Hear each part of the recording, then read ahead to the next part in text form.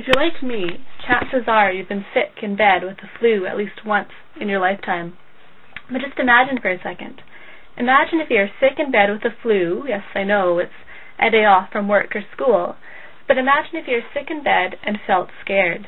I mean, truly terrified and alone.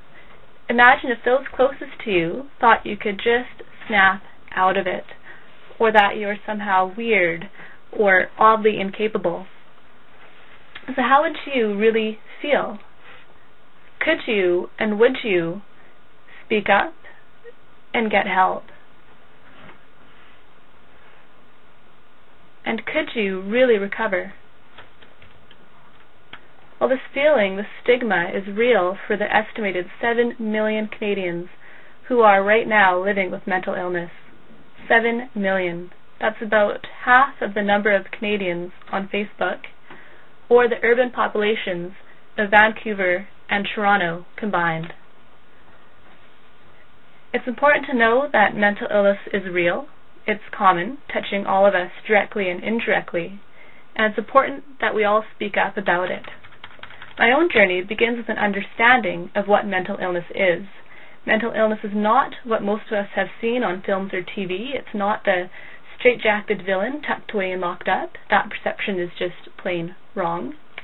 But the fact that many people with mental health problems live in a type of prison is real, and a lot of that prison is caused by stigma. The fear, judging, and labeling can and often is worse than the illness itself.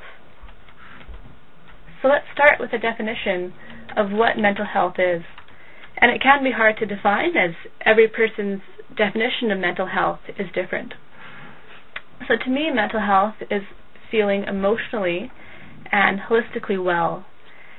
And also mental health is about fulfilling your own unique and full potential. So to me, this means living your best life. It means living with a sense of balance, and it means looking at self, society, or anything else that you can think of with a clear view.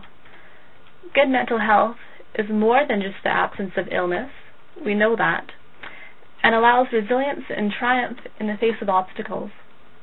But in comes mental illness to disturb that balance, and for each person, the way in which mental illness takes shape can be as unique and individual as a fingerprint. So many beautiful men and women are robbed and affected by anorexia and bulimia. There's also depression, one of the most common illnesses of youth, age 15 to 24. And there's bipolar and anxiety. There's addictions and substance abuse.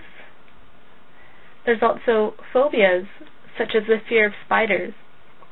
Perfectionism can be a mental illness for some, as can narcissism, and a whole host of others. And all these types of illnesses can come in combinations too.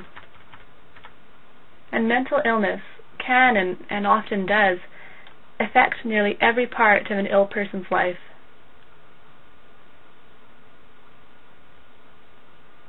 Mental illness can determine how you respond to an unforeseen stressor, to what and when you eat, to how long you sleep,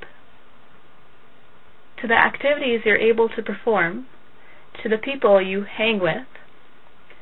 Mental illness can control when you leave the house,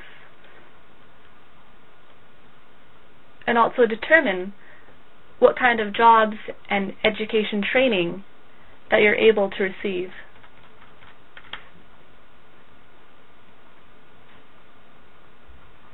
A lot of authors compare mental illness to the experience of going on a roller coaster ride.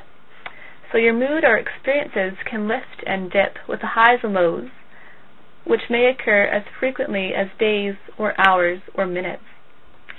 Sometimes you can feel like you have no control over your motion or where you're headed, not to mention which way is upside down or right side up. The causes of mental health problems are even more numerous. So they're often an interaction of genes, that is the stuff in your DNA, and factors in the environment like relationship problems, changing schools, an identity crisis, or job stress.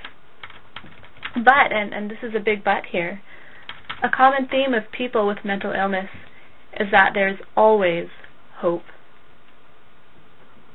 And even more true, is that recovery is most definitely real. Wellness begins with the support of good friends and family, and not being afraid of doing the things that you love to do, of dreaming and hoping and building and imagining. Thousands of Canadians right now are working together to fight stigma and fear to build a better and brighter future, one that is comfortable and safe and nurturing and empowering. And together, step by step, we're improving mental health, and we're on the path of recovery, of resilience, and most importantly, of hope.